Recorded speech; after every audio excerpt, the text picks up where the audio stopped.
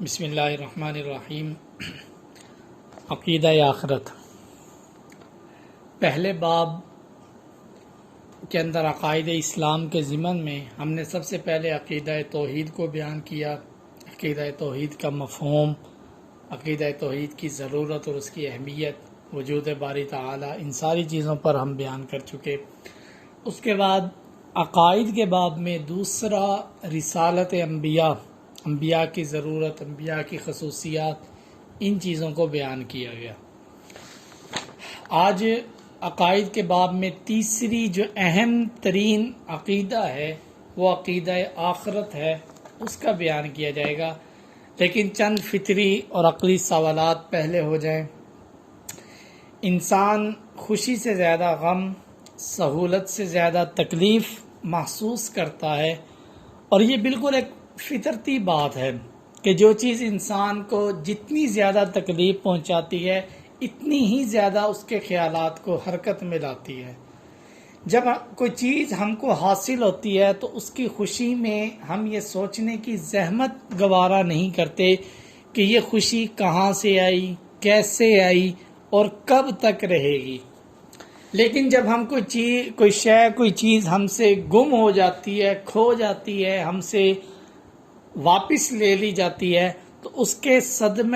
کا صدمہ ہمارے خیالات اور ذہن کو بری طرح اثر انداز ہوتا ہے، اور ہم یہ سوچنے لگ جاتے ہیں کہ یہ چیز مجھ سے کیسے کھو گئی، کہاں گئی، اب کہاں ہوگی، اور کیا یہ مجھے پھر حاصل ہوگی یا نہیں۔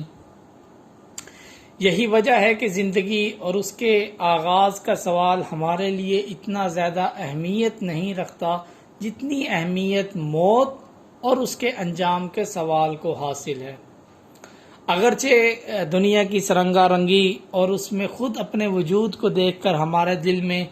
یہ سوال ضرور پیدا ہوتا ہے کہ یہ ہنگامہ کیسے شروع ہو گیا، کس نے برپا کر دیا،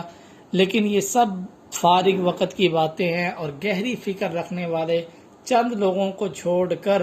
عام انسان ان سوالات میں کم الجھتے ہیں۔ بخلاف اس کی موت کے اور اس کی تلخیوں سے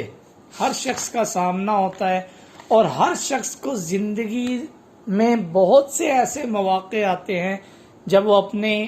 اپنی آنکھوں کے سامنے اپنے عزیزوں، دوستوں اور پیاروں کو مرتے دیکھتا ہے۔ بے کس کمزور بھی مرتے ہیں، طاقتور روب والے بھی مرتے ہیں، افسوسناک موتیں بھی واقع ہوتی ہیں، عبرتناک موتیں بھی پیش آتی ہیں، اور آخر میں ہر شخص کو خود اس راہ پر گزرنے کا یقین ہوتا ہے جس پر سب گزرتے ہیں۔ ان مناظر کو دیکھ کر شاید ہی کوئی انسان دنیا میں ایسا ہو جس کے دل میں موت کے سوال نے ایک الجھن نہ پیدا کی ہو، اور جس نے اس امر پر غور نہ کیا ہو کہ موت کیا ہے، انسان موت کے بعد آخر کہاں چلا جاتا ہے، اس موت کے بعد کیا ہے، بلکہ کچھ ہے یا نہیں ہے۔ یہ وہ سوالات ہیں جو فطرتی طور پر ہر شخص کے ذہن میں آتے ہیں۔ ہر نبی نے آ کر بنیادی جو دعوت لوگوں کو دی، میں نے شروع کے اندر بتلایا تھا کہ نوح علیہ السلام کی قوم سے بت پرستی کا آغاز ہوا، اور نوح علیہ السلام پہلے نبی ہیں جنہوں نے آ کر توحید کی طرف لوگوں کو بلایا، اس لیے کہ لوگ جو ہیں ان کی قوم وہ بت پرستی کے اندر مبتلا ہو گئی تھی۔ تو اس وقت سے لے کر آخر تک تمام انبیاء علیہ السلام آئے، اور تمام انبیاء کی جو بنیادی دعوت ہوتی تھی، جو بنیادی کام ہوتا تھا، وہ یہ تین کام تھے۔ سب سے پہلے لوگوں کو توحید کی طرف بلانا، دوسرا اپنی رسالت کی طرف بلانا، تیسرا لوگوں کو اس بات سے ڈرانا کہ دیکھو یہ زندگی ہے، اس میں جو کچھ تم کر رہے ہو پھر موت آئے گی، موت سے تو کسی کو بھی انکار نہیں ہے۔ انکار اگلی بات کا تھا کہ مرنے کے بعد زندہ ہونا ہے اور حساب و کتاب دینا ہے۔ اس چیز سے یہ چیز چونکہ عقل کے اندر نہیں آتی تھی تو انکار کر دیتے تھے۔ اسی طرح مشرکین مکہ بھی انکار کیا کرتے تھے، اور وہ یہ کہتے تھے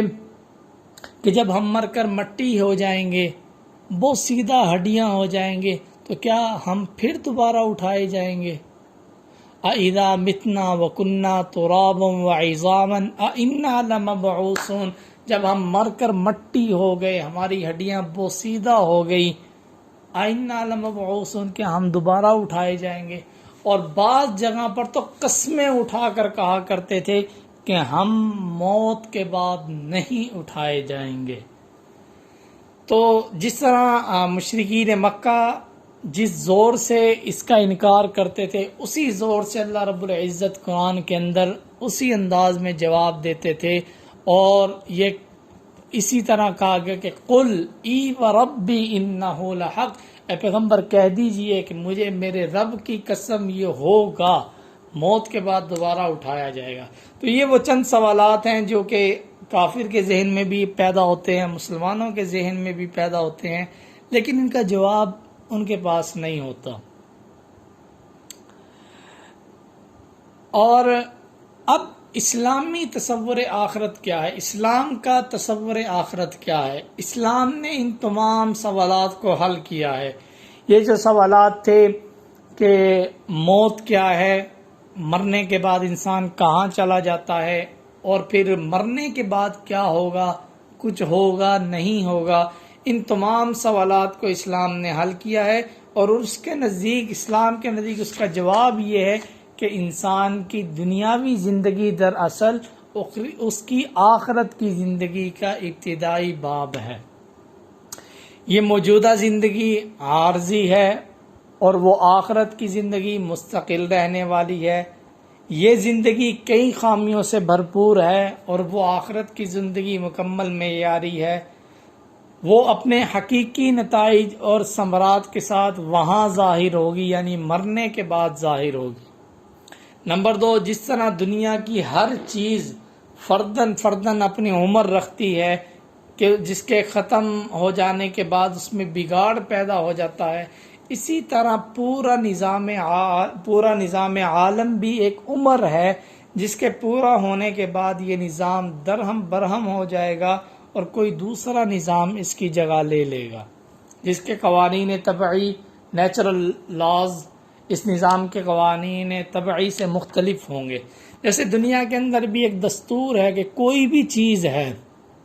کھانے کی چیز ہے، پہننے کی چیز ہے، استعمال کرنے کی چیز ہے، کوئی بھی دنیا کی چیز ہے، بالآخر ایک وقت آنے کے بعد وہ چیز ختم ہو جائے گی، یا اس چیز کی صورت کے اندر جو ہے وہ تبدیلی واقع ہو جائے گی۔ کوئی پھل ہے، آج تر و تازہ ہے، آپ اسے رکھیں، کچھ وقت گزرنے کے بعد، کچھ گھنٹے گزرنے کے بعد، کچھ دن گزرنے کے بعد، بالآخر وہ پھل جو ہے اپنی درست حالت سے وہ خرابی کی طرف منتقل ہو جائے گا، اور وہ آخر کے اندر گل سڑ جائے گا، اور اس سے کوئی استفادہ نہیں کر سکتا۔ اسی طرح اور کوئی چیز دیکھ لیں،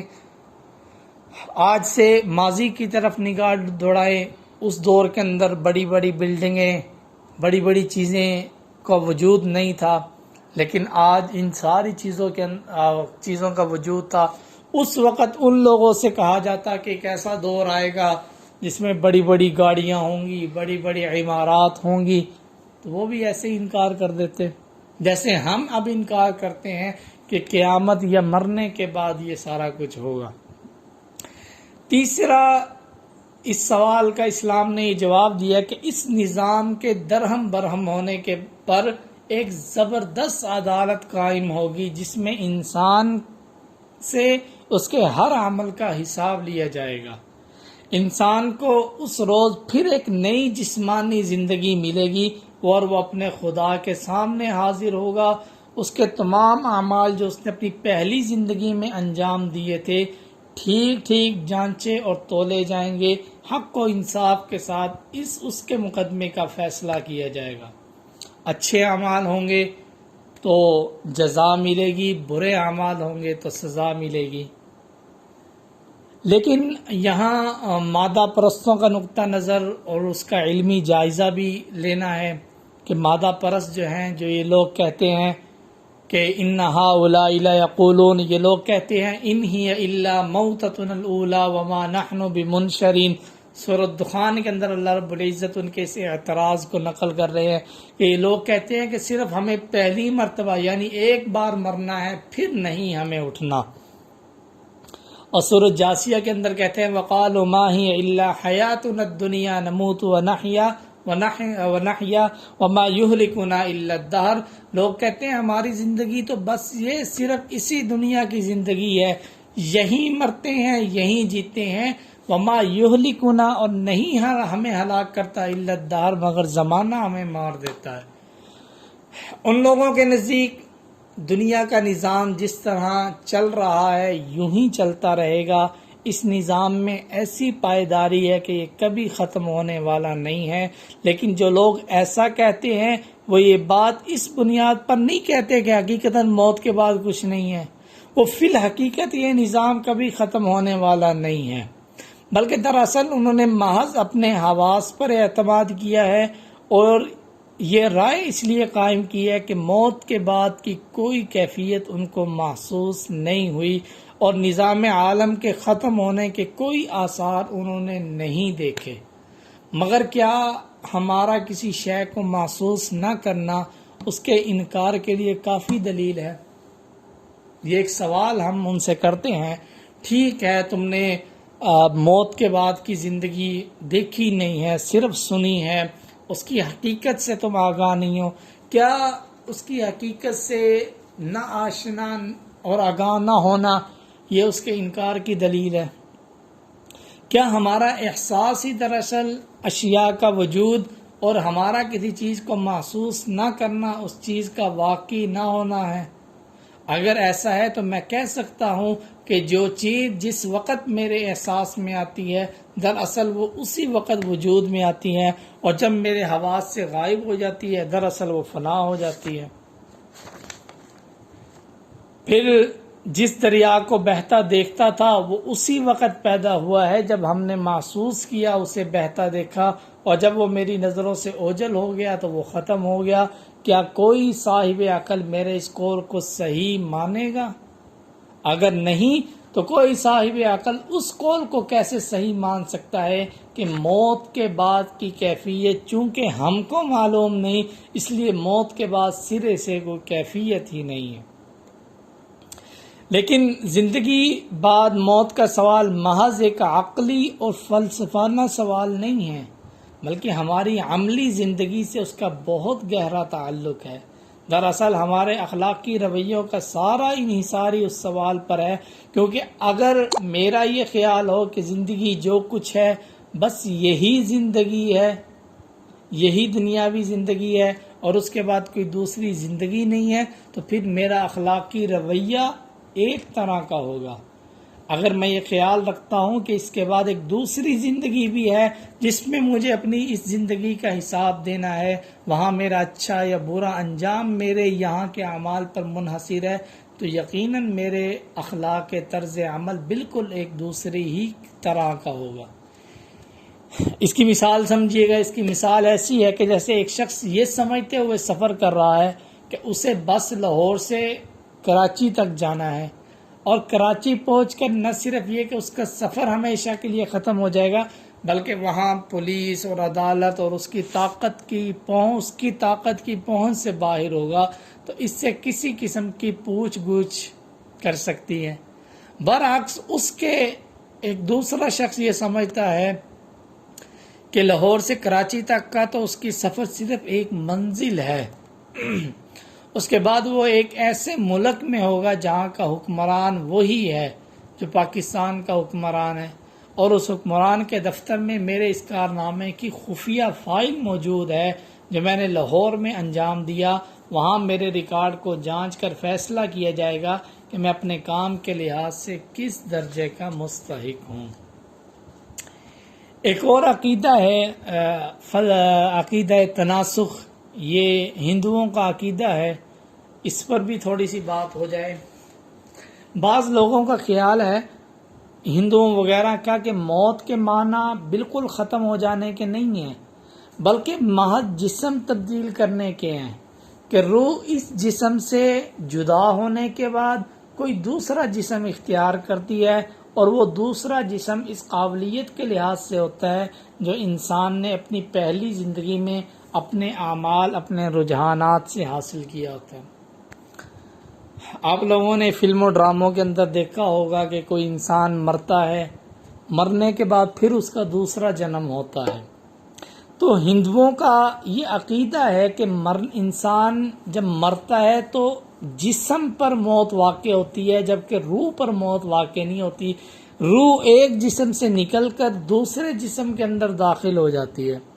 اب وہ دوسرا جسم کیسا ہوگا؟ اگر انسان اچھا ہوگا تو وہ روح اس جسم سے نکل کر دوسرے کسی اچھے جسم کے اندر داخل ہو جائے گی۔ اگر انسان برا ہوگا تو وہ اگلا جو اس کا جس میں روح داخل ہوگی وہ کتا بلّا یا دوسرے جنم کے اندر جو ہے وہ کسی حیوان کے اس میں آ جائے گا۔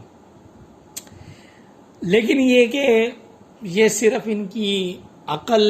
کے نے یہ ایک عقیدہ گھڑ لیا ہے جس کا حقیقت سے کوئی تعلق نہیں ہے،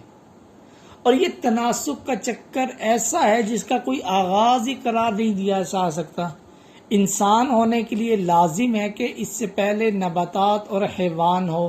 اور نباتات حیوان ہونے کے لیے لازم ہے کہ اس سے پہلے انسان ہو۔ یہ عجیب چکر ہے جو چلتا رہے گا، نہ اس کا کوئی آغاز ہوگا نہ کوئی اختتام ہوگا۔ نمبر 2،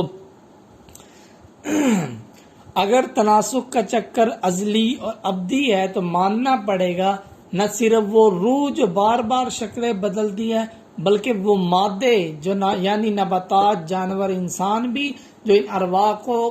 قالب مہیا کرتے ہیں ازلی اور ابدی ہیں، جس کا یہ لوگ بھی انکار کرتے ہیں۔ اسی طرح بعد کی زندگی ہمارے موجودہ جنم کے کارناموں کا پھل ہے، تو ظاہر ہے برے کاموں کا پھل برا ہونا چاہیے، لیکن جب دوسرے جنم میں وہ برا پھل ہم کو ملا تو یہ کیوں کر ممکن ہے کہ اس برے پھل سے نیک اعمال کی تو واقع ہو؟ لازماً اس سے برے ہی اعمال واقع ہوں گے، پھر ان کا پھل تیسرے جنم میں اور بھی زیادہ برا ہوگا۔ لیکن یہ عقیدہ خود ان کی اپنی سمجھ کے اندر بھی نہیں آتا، تو ہماری سمجھ کے اندر ان کا یہ عقیدہ کیا آئے گا؟ اسلامی عقیدہ آخرت اور اس کے اثرات۔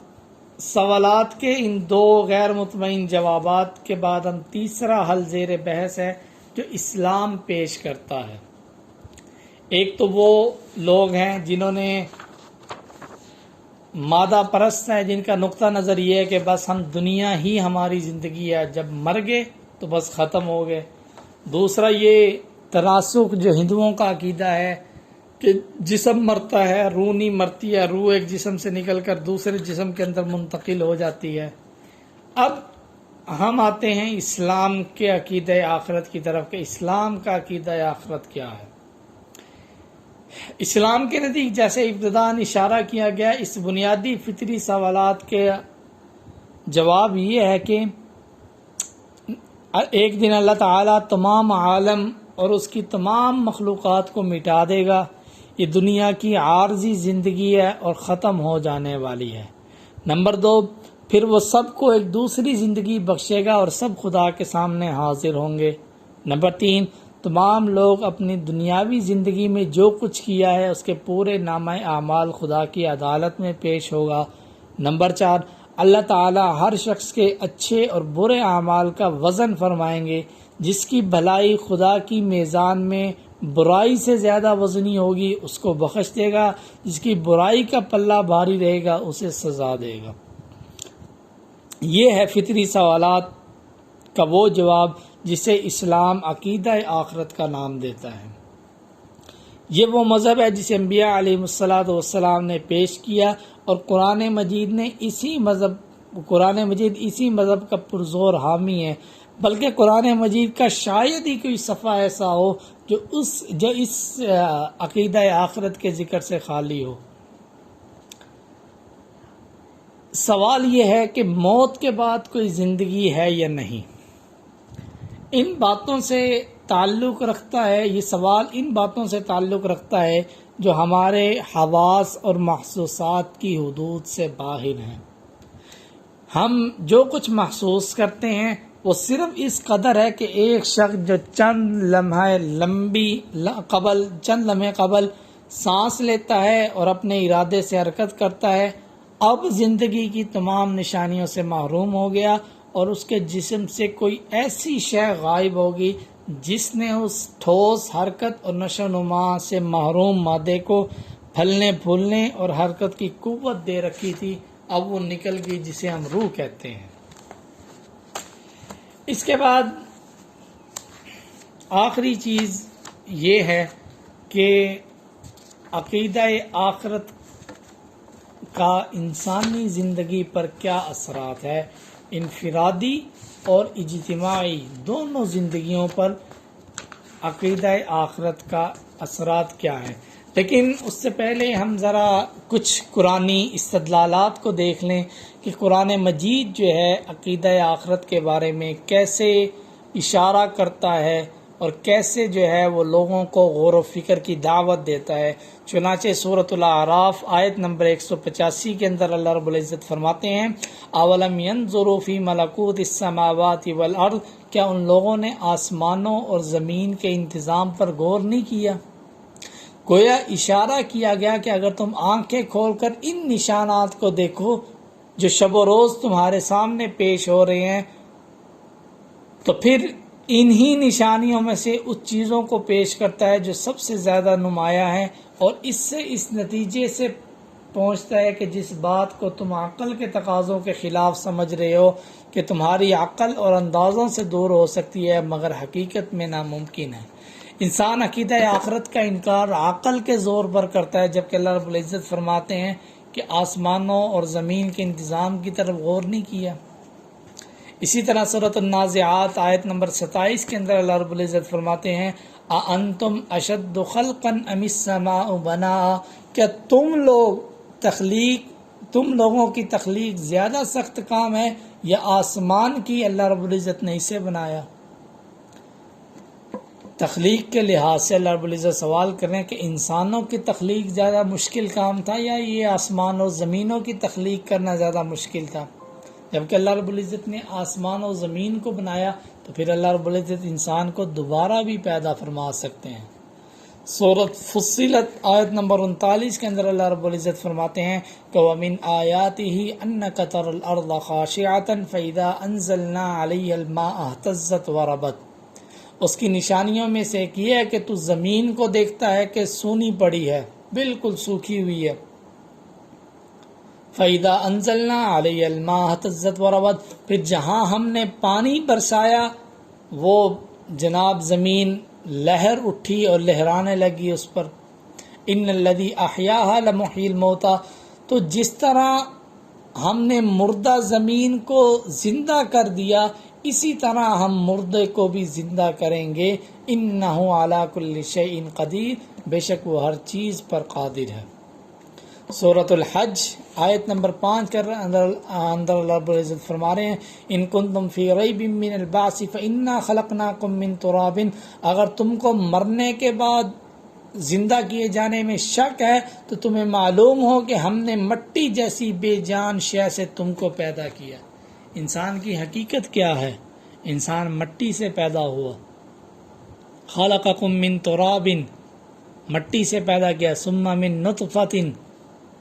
ثم من علقۃ، ثم من مضغۃ، یہاں سے گزرتے ہوئے انسان کو پیدا کیا گیا۔ اب انسان کو اگر اللہ رب العزت موت دیں گے تو پھر اسی طرح انسان کو مرنے کے بعد بھی زندہ کر لیں گے۔ اور سورۃ الروم آیت نمبر 27 کے اندر ہے کہ وَهُوَ الَّذِي يَبْدَأُ الْخَلْقَ ثُمَّ يُعِيدُهُ وَهُوَ أَهْوَنُ عَلَيْهِ، اور وہی تو ہے جو تخلیق کی ابتدا کرتا ہے اور وہی ہے جو اس کو دوبارہ پیدا کرے گا، اور یہ دوبارہ پیدا کرنا اس کے لیے آسان تر ہے۔ دنیا کا ضابطہ قانون بھی ہے کہ جب کوئی آدمی، کوئی انسان کوئی چیز بناتا ہے تو پہلی مرتبہ بنانے میں اسے مشکل پیش آتی ہے، اسے وقت لگتا ہے، لیکن جب وہ پہلی بار ایک کوئی چیز بنا لیتا ہے اس کے بعد دوبارہ اس کی مثل جب بنانی ہو تو پھر وہ آسانی سے اور بہت جلدی بنا لیتا ہے، پھر اسے کسی قسم کی تکلیف اور زیادہ وقت نہیں لگتا۔ تو اسی بات کو اللہ رب العزت فرما رہے ہیں کہ جو تخلیق کی ابتدا کرتا ہے وہی اس کو دوبارہ پیدا کرے گا، اور یہ دوبارہ پیدا کرنا اس کے لیے آسان تر ہے۔ اب آخری سوال یہ ہے کہ عقیدہ آخرت اتنا ضروری کیوں ہے، جسے قرآن میں جا بجا بیان کیا گیا، جسے اسلامی بنیادی عقائد میں سے قرار دیا گیا عقیدہ آخرت۔ آخر اس عقیدہ آخرت کے انسانی زندگی پر کیا اثرات ہیں؟ اس عقیدہ آخرت کے انسانی زندگی پر بہت گہرے اثرات ہیں، اور یہ بات پہلے بتا چکا ہوں کہ آخرت کی زندگی کا مسئلہ صرف ایک فلسفانہ مسئلہ ہی نہیں ہے، بلکہ انسان کی اخلاقی اور عملی زندگی سے اس کا گہرا تعلق ہے۔ اور جو شخص اخروی زندگی کو ماننے والا ہوگا، اس کی نظر اپنے اخلاقی افعال کے صرف انہی نتائج پر نہیں ہوگی جو زندگی میں اس کے سامنے آنے والے ہیں، بلکہ ان نتائج پر بھی نگاہ رکھے گا جو اس زندگی کے بعد آخرت میں آنے والی ایک دوسری زندگی میں ظاہر ہونے والے ہیں، اور ان نتائج کے لحاظ سے ہر فعل کے مفید یا نقصان دہ ہونے کا فیصلہ کرے گا۔ اس کو جس طرح زہر سے ہلاک ہو جانے، آگ سے جل جانے کا یقین ہوگا، اسی طرح اسے خیانت، جھوٹ کے خطرناک اور باعث نقصان ہونے کا بھی یقین ہوگا۔ جس طرح روٹی اور پانی کو مفید سمجھے گا، اسی طرح عدل و امانت اور پاک دامنی کو بھی مفید سمجھے گا۔ اسی طرح اسلام نے عقیدہ آخرت کے عقیدے کو اپنے اخلاقی ضابطے اور شرعی نظام کے لیے ایک زبردست سہارا بنا دیا ہے، جس میں ایک طرف خیر و صلاح پر عمل کرنے اور شر و فساد سے بچنے کے لیے عقلی کشش بھی موجود ہے، دوسری طرف نیکی پر یقینی انعام اور بدی پر یقینی سزا کا خوف بھی موجود ہے۔ قرآن پاک کے اندر جگہ جگہ اس عقیدے کو عمدہ اخلاق کی تعلیم کے لیے استعمال کیا گیا۔ سورۃ بقرہ آیت نمبر 223 کے اندر اللہ رب العزت فرما رہے ہیں وَاتَّقُوا اللَّهَ وَاعْلَمُوا أَنَّكُمْ مُلَاقُوهُ، اللہ سے ڈرو، جان رکھو کہ تم کو اس کے پاس حاضر ہونا ہے۔ اور راہ خدا میں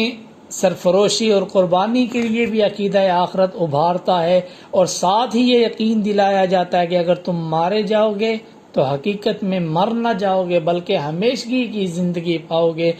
سورۃ بقرہ آیت نمبر 154 کے اندر اللہ رب العزت فرما رہے ہیں کہ وَلَا تَقُولُوا لِمَن يُقْتَلُ فِي سَبِيلِ اللَّهِ أَمْوَاتٌ بَلْ أَحْيَاءٌ وَلَٰكِن لَّا تَشْعُرُونَ، جو لوگ خدا کی راہ میں قتل کیے جاتے ہیں، شہید کیے جاتے ہیں، انہیں مردہ نہ کہو بلکہ وہ زندہ ہیں، لیکن تمہیں انہیں کی زندگی کا شعور نہیں ہے۔ مصیبتوں اور تکلیفوں پر صبر کرنے کی تلقین کی جاتی ہے، اور ساتھ ہی یہ کہہ دیا جاتا ہے کہ صبر کرنے والوں کے لیے خدا کی طرف سے عنایت اور رحمت ہے۔ سورۃ بقرہ آیت نمبر 57 کے اندر اللہ رب العزت فرما رہے ہیں اولئک علیہم صلوات من ربہم ورحمہ، یہ وہ لوگ ہیں جن پر ان کے رب کی جانب سے بڑی عنایات ہوں گی اور رحمت الہی ان پر سایہ کرے گی۔ بے خوفی، بہادری کا جذبہ اس طرح پیدا کیا جاتا ہے کہ جیسے سورۃ بقرہ آیت نمبر 249 کے اندر اللہ رب العزت فرماتے ہیں قال الذین یظنون انہم ملاقو اللہ کم من فئۃ قلیلۃ غلبت فئۃ کثیرۃ باذن اللہ، جو لوگ یہ سمجھتے ہیں انہیں خدا کے پاس حاضر ہونا ہے، انہوں نے کہا بارہا ایسا ہوا ہے کہ اللہ کے حکم سے چھوٹی جماعت بڑی جماعت پر غالب آ گئی ہے۔ لیکن یہ وہی کہہ سکتا ہے جس کے اندر عقیدہ آخرت کا عقیدہ پوری طرح پیوست ہوگا، جسے یقین ہوگا کہ مرنے کے بعد خدا کے سامنے پیش ہونا ہے اور اعمال کا حساب و کتاب ہونا ہے۔ سخت سے سخت مشکلات کے مقابلے میں ڈٹ جانے کی قوت عقیدہ آخرت انسان کے اندر پیدا کر دیتا ہے۔ سورۃ توبہ آیت نمبر 81 کے اندر اللہ تعالیٰ فرما رہے ہیں کہ نار جہنم اشد حرا، جہنم کی آگ دنیا کی گرمی سے زیادہ سخت ہے۔ یہی چیز انسان کے اس بات پر ابھارتی ہے کہ سخت گرمی کا موسم ہے اور انسان روزہ رکھنے سے پیچھے نہیں ہٹتا، اور وہ یہ کہتا ہے کہ یہ کچھ وقت کی مشقت ہے، کچھ وقت کی تکلیف ہے، یہ دنیا کی گرمی ہے، لیکن میں دنیا کی گرمی کو برداشت کر لوں گا، لیکن اس کے بدلے میں میں آخرت کی آگ سے، آخرت کی گرمی سے محفوظ رہ جاؤں گا۔ نیک کاموں میں مال خرچنے کے لیے بھی عقیدہ آخرت انسان کو ابھارتا ہے کہ تو دنیا کے اندر خدا کی راہ میں مال خرچ کرے گا، تجھے کل قیامت کے دن اس کا پورا پورا صلہ ملے گا۔ وہ سورۃ بقرہ آیت نمبر 272 کے اندر اللہ رب العزت فرما رہے ہیں وَمَا تُنْفِقُوا مِنْ خَيْرٍ يُوَفَّ إِلَيْكُمْ وَأَنْتُمْ لَا تُظْلَمُونَ، جو کچھ مال تم خیرات میں خرچ کرو گے اس کا پورا اجر تم کو ملے گا اور تمہارے ساتھ ظلم نہ ہوگا۔ سود خوری کے ظاہری فوائد کو چھوڑنے کے لیے یہ کہہ کر اللہ رب العزت تیار کر دیں سود حرام ہے، بالکلیہ حرام ہے۔ اللہ رب العزت نے فرما دیا ہے کہ وَأَحَلَّ اللَّهُ الْبَيْعَ وَحَرَّمَ الرِّبَا، اللہ نے تجارت کو حلال قرار دیا، سود کو حرام قرار دیا۔ سود میں ظاہری طور پر فوائد ہیں، لیکن اللہ رب العزت فرما رہے ہیں سورۃ بقرہ آیت نمبر 281 کے اندر وَاتَّقُوا يَوْمًا تُرْجَعُونَ فِيهِ إِلَى اللَّهِ، اس دن سے ڈرو جس میں تم اللہ کے پاس لوٹائے جاؤ گے۔ اللہ رب العزت نے سود کو حرام قرار دیا۔ اب کوئی انسان دنیا کے اندر سود کا استعمال کرے، اللہ رب العزت ڈرا رہے ہیں کہ واتقوا اللہ، اللہ سے ڈرو، اس دن سے بھی ڈرو جب تم اس کے پاس لوٹائے جاؤ گے۔ اور اسی طرح اللہ رب العزت انسان کو نیکی کے کاموں پر بھی ابھارتے ہیں کہ دنیا کے اندر نیک کام کرو گے، اعمال صالحہ کرو گے تو اس کا تمہیں پورا پورا اجر ملے گا۔ والعصر، قسم ہے زمانے کی، عصر کی، ان الانسان لفی خسر، بے شک انسان خسارے کے اندر ہے، الا الذین آمنوا وعملوا الصالحات، مگر وہ لوگ جو ایمان لائے، جنہوں نے اچھے اعمال کیے، وہ خسارے کے اندر نہیں ہیں۔ عقیدہ آخرت کی اس اہمیت و ضرورت کے پیش نظر اس عقیدے پر ایمان و یقین رکھنا ہر مسلمان کے لیے لازمی ہے، اور جب تک اس پر ایمان نہ لائے کوئی انسان مسلمان نہیں ہو سکتا، بلکہ مسلمان تو خیر بڑی چیز ہے۔ سچ یہ ہے کہ آخرت کا انکار انسان کو انسانیت سے گرا کر حیوانیت سے بھی بدتر درجے میں لے جاتا ہے۔ اللہ رب العزت ہمیں عقیدہ آخرت کا پورا یقین ہمارے دلوں کے اندر پیوست فرمائے، اور عقیدہ آخرت کے لحاظ سے ہمیں اعمال صالحہ کرنے کی توفیق عطا فرمائے۔ ہمارا پہلا باب، پہلا چیپٹر جو عقائد کے بابوں پر مشتمل تھا، عقیدہ توحید، عقیدہ رسالت، عقیدہ آخرت، 3 عقائد پر مشتمل تھا، وہ آج عقیدہ آخرت اور اس لیکچر کے ساتھ ہمارا پہلا چیپٹر مکمل ہو گیا۔ فللہ الحمد۔